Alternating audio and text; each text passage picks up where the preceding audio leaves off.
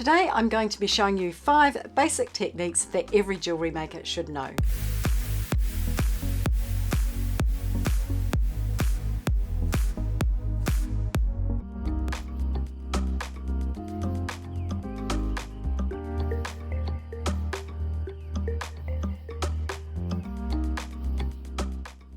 Hi, welcome back. If you're new here, my name's Carol, and on this channel I show you how easy it is to make your own jewellery. So today we're talking really basic techniques to get you started. We are going to be talking stringing, crimping, wire wrapped loops, jump rings and ear wires. So that's my 5 techniques, and along the way we're going to be making 3 projects. We're going to be making a necklace, a bracelet and some earrings. So everything you need basically all here in one video. So let's get started. What I've got in front of me here is a bead design board. Now the bead design board is your best friend when it comes to designing necklaces. So basically it is a board, obviously. It's flock covered, so it is nice and soft and your beads don't run away. And it starts at 0 here and it goes all the way up to 22. These are centimeters. Now you can get them with inches as well. What you do is you lay your center bead on 0 and then you lay your beads in this channel so that you can decide how you would like to lay them out. And I've done a whole video on how to use one, so I'll leave that link for that one in the description below. So I've already laid out my beads and I've already strung them. Now while we're talking about stringing, I'm going to talk to you about stringing material. So to string a necklace you will need some stringing material. Now this one is a tiger tail. Now tiger tail is a very strong wire and it's been braided. Let me show you. This one is purple and it comes in all sorts of different colors, but today we're going to be using gold. Now as you can see, I've already actually threaded my beads onto my wire. Now I've got here another little tool that's really useful. This is called a bead stopper, and all it is like a little spring and it has these little handles. So what you do is you squeeze it open and you pop the wire through the middle and it stops the beads falling off because it doesn't move. And if you have a necklace that is strung and you don't want to put the clasp on yet, you can actually put both ends in like that, and that way it allows you to move it around. So I have already strung my beads on. So what I did basically was I put my bead stopper on and I threaded one of these gold balls and one of these 10mm glass foil lined beads. These are beautiful, these beads. They are transparent and they have a silver foil lining, so you can see that sparkle through the glass. And so I just threaded enough on and I laid this out first so that it kind of, I want my necklace to be about 40 centimeters long. And so my beads here are laid out to about 19.5 centimeters, and your clasp will take up about 1 centimeter. So that's how I've laid them out. So it's as easy as picking up the bead and stringing them on. So that's how you would lay out and string a necklace. So that's technique 1. Now let's look at technique 2, which is crimping. So to apply a clasp and to stop the beads running off the end, you need to crimp your necklace. So what I'm going to do here is, actually first I'm going to talk to you about these teeny tiny crimp beads. Now this one here is 1.5mm, so it is tiny. You can see it there. It is a little tube. Let me stand it up. There we go. You can't really see it. It's so tiny, but it's a tiny wee tube. So what I'm going to do is I'm going to thread it on. Now my favorite way to thread on a crimp bead is not like this. Now you can do it like this and you can get it through, but my favorite way is to put it down on my mat, or in this case on my board, and kind of fish for it with the end of my wire. So I've got it standing up so that the tube is that way, not that way. And I am going to go and put the wire into the middle of the crimp bead and it'll fall over, and then fish it up onto my wire. And you can see it, there it is beside my little gold bead there. So next I'm going to put on my clasp, and I have here a 12mm lobster clasp. And you can see it's got a loop at the bottom. So what I'm going to do is thread the loop onto the tiger tail, just like that. Now I'm going to take the end of my wire and I'm going to thread it back down through that crimp bead, and I'm actually going to thread it through 2 of the beads as well. Now this is optional, you don't have to do this. I personally like to thread it through a couple of the beads, I feel more secure. So all I've done here is I've pulled it up so it's quite close to the clasp. Now you want to still make sure that your clasp is able to move, so you don't want to push it too close. Now I'm going to take my chain nose pliers and I am going to give it a squeeze. So basically what I'm doing is squeezing that tube flat. So if you think about a circle, what you're doing is going like this. And each piece of wire will go through each side. So that's what I have now. And you can see once it's squeezed flat, it just looks like another bead. Now I'm going to trim off my tiger tail, the end, with my flush cutters. And that's that end done. Now what I have to do on the other end is repeat that so that I can apply my jump ring, which is what my clasp will lock into. So I'm going to take off my bead stopper, take my tiger tail, and I'm going to go fishing for my crimp bead again. There it is on there. And what I'm going to do is I'm going to thread through it through my jump ring. So I've got here a 6mm jump ring. All right, so what I'm going to do now is thread my tiger tail back through my crimp bead and through those 2 beads again. Now I want to make sure that my beads are all nice and close together. So what I'm doing here is just pulling it up and moving everything down so that there's no gaps.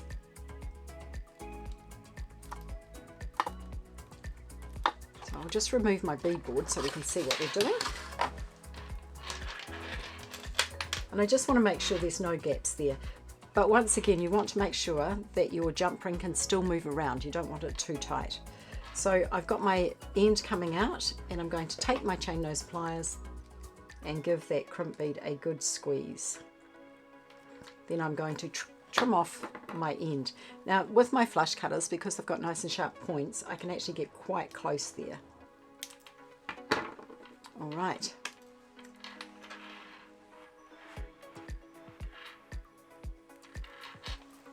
So there's my clasp done up with the jump ring. So that's 2 techniques and 1 project. Let's talk about project number 2, which is the bracelet. And in this project, we're going to be making some wire wrapped loops. So what I've done here is I've already made up most of the bracelet. And I've done this by using a wire wrapped loop on either side of a bead and just joining them all together. First, let's talk wire. So I'm going to be using a 24 gauge wire, and this is a German style half hard wire. Now the reason I'm using half hard wire is because it's not too hard and it's not too soft. So it's not so hard that I can't wrap it easily, and it's not so soft that it won't hold its shape. With wire, remember that the higher the number, the thinner the wire. So if I was to use an 18 gauge wire, for example, it would be a lot thicker than this 24 gauge. So I've already cut a piece of my wire here. And what I'm going to do is make a wire wrapped loop to add on to the end of this bracelet. Okay, I'm going to take my chain nose pliers and I'm going to give myself about 5 centimeters from the end, and I'm going to make a bend in the wire. And you can see this wire is soft enough that I can bend it with my fingers because it's quite a thin gauge. So that's what I have. Now I'm going to take my round nose pliers and I'm going to tuck them into that corner there. Now with my finger, I am going to push the wire around the jaws of the pliers, so that it's facing back the same way as the other piece of wire. Now I'm going to let go of my grip. I'm going to turn the pliers around so that I'm now got the wire facing away from me again, and I'm going to pull that end towards me. So this is what I have now. And you can see that the loop is nicely centered on that wire coming out the bottom. All right, now I'm going to take my chain nose pliers and I'm going to hold that loop in the pliers. And what I want to do is make sure that where the wire crosses is right at the end, close to my pliers there. And I'm going to take my hand and I'm going to wrap that wire around 3 times. Now you can do this as many times as you like. Now I haven't done a very good job there and I wanted to show you. So you can see there the wraps are quite messy and they're not close together. So what I can do here is I can actually just move them up with my finger just by pushing them with my fingernail. Either that or I could take my pliers and I can give them a squeeze that way. Now I've got my tail coming out the bottom, so what I'm going to do is take my flush cutters. I'm using the flush side of my flush cutters, so I have an indented side and a flush side. So I want the flush side of my cutters to be closest to the wire that is staying, and the indented side to be on the part that is going to be the waste. So I'm getting in nice and close and I'm going to, holding my finger over that wire so it doesn't fly away, I'm going to cut.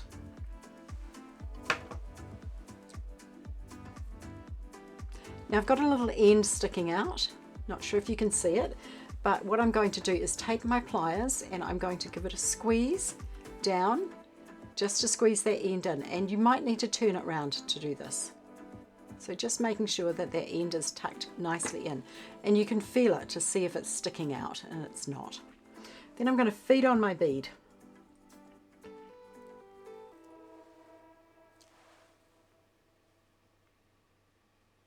Now you see that I've put my little loop off angle there, but I can actually fix it really easily just by grabbing it with my pliers and giving it a little bit of a twist.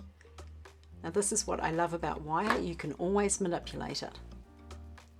Now I need to do another loop on the other end, but this time I need to make sure I remember to attach it.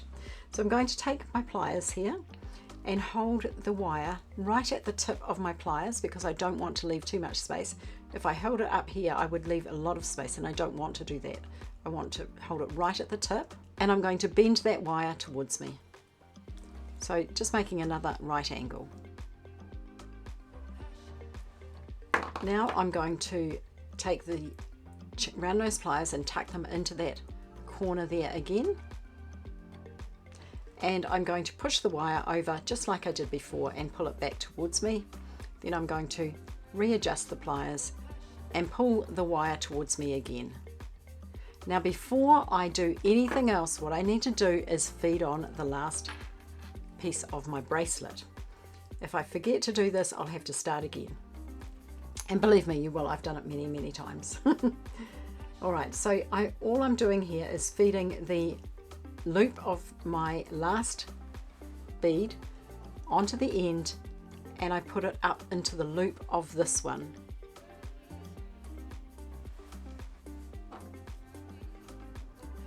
Now I'm holding it in my chain nose pliers just like before, and I'm going to take that end and I'm going to wrap it around 3 times just like before.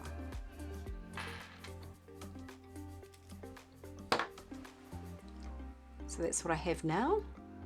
Then I'm going to take my flush cutters and chop off that piece of wire. Now the beauty of using these flush cutters is they've got nice sharp points so you can get nice and close. But you still want to make sure that everything is tucked down nice and tight with your pliers so you don't have any ends. So there you go, there's my little loop, and it's all attached. And I've already got my clasp on the other end. Now I would put a jump ring on this end, which I'm going to show you in a minute, so I won't put it on here. But there's your bracelet.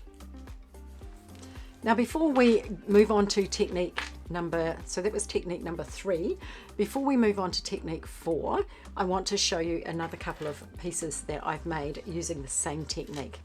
Now this one here is exactly the same. I've done the blue bead in between 2 wire wrap loops, but I've alternated it with a silver bead in this case. So it's exactly the same process as I just showed you. This one here is a little bit different. Same technique exactly, using a heavier gauge wire. This one uses a 20 gauge wire. And what I've done here is I have attached my loops to a jump ring in the middle, and I've added some wire wrapped dangles. Now if you would like to make this one, I will leave a link in the description box below for the tutorial for that one. So that was project number 2 and technique number 3.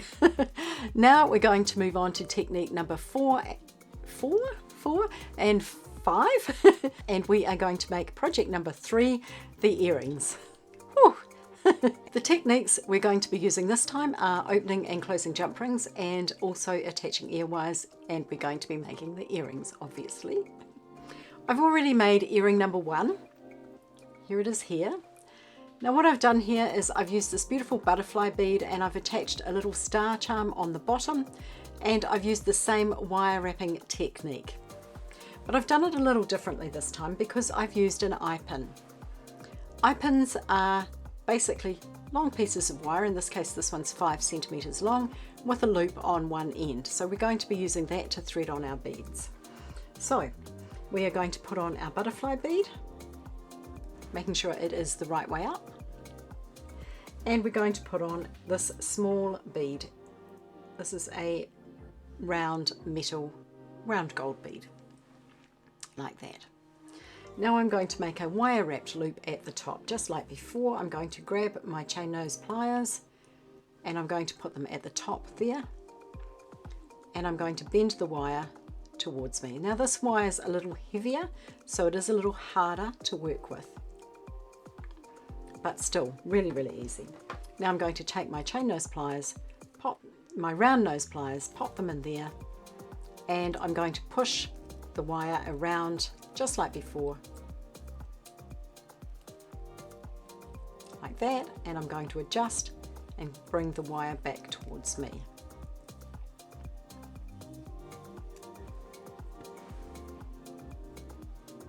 Now I'm going to take my chain nose pliers and I'm going to hold that loop at the top.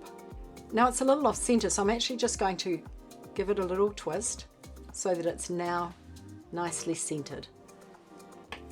Right, I'm going to hold it in my pliers here, and I'm going to take a second pair of chain nose pliers and I'm going to grab at the end. Now the reason I'm doing it with the chain nose pliers as opposed to my fingers is because of the thickness of wire. It's just a little easier to do it with a pair of pliers when the wire's thicker. And what I'm doing there is just wrapping around and around. There we go. So I've just wrapped it twice, and I'm going to take my flush cutters and cut off the end. Now the thicker the wire, the more likely you are to get that little end that needs to be tucked in. So I'm just going to take my pliers and just tuck those ends in, just like I did in the previous one, with the previous one.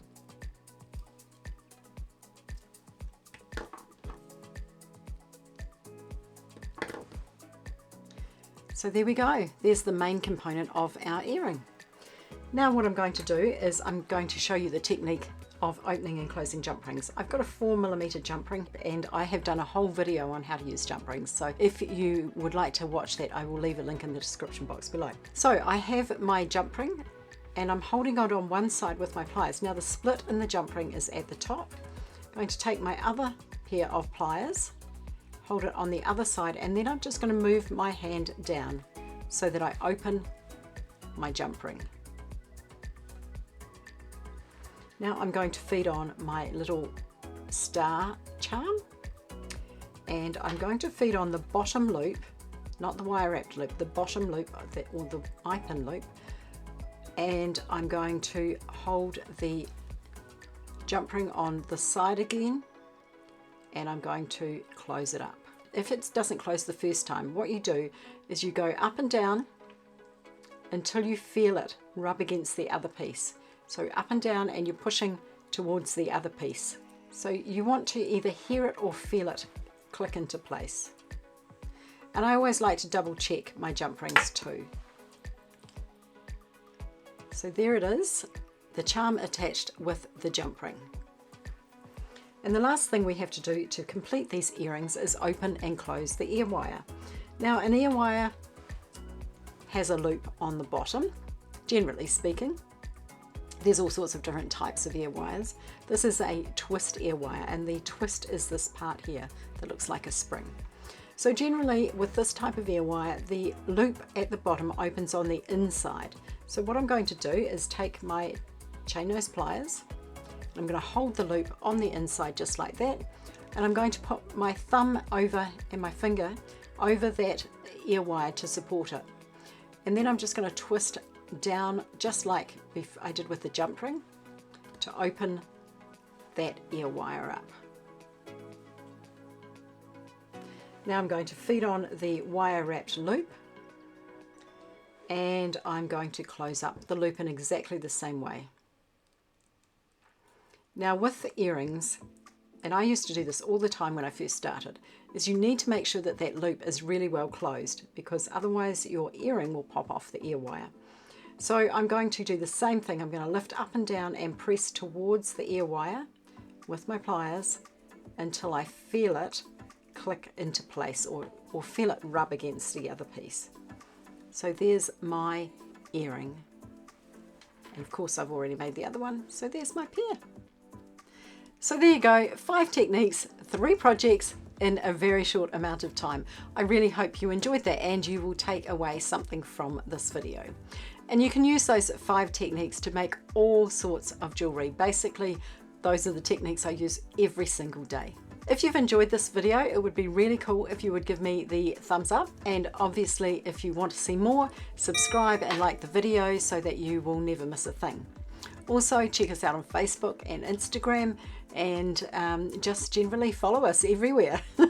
Thank you so much for watching today. Oh, by the way, if you are keen to make the jewelry that I'm wearing today, I am wearing this necklace that I made in a tutorial some time ago, and I will leave a link in the description box for that one as well. This uses some pretty basic techniques as well. Remember, there's links in the description box below to the projects I showed you, as well as all of the materials to make these earrings, necklace and bracelet. So have fun with that. Thank you so much for watching today, and I will see you again soon.